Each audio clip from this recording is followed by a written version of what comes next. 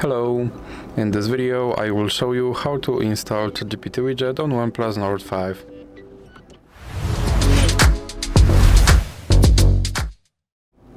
So you have to start by opening your Google Play Store, then click on search bar and type in Wally AI, then click search and click install. Now click open. Then click on this button to skip introduction and click not now. Then click open permissions and select AI assistant. Now click here to display over other apps and you can go back and go back again. Then click start and as you can see right here there is my ChatGPT widget and I can open him and I can tell him to do something.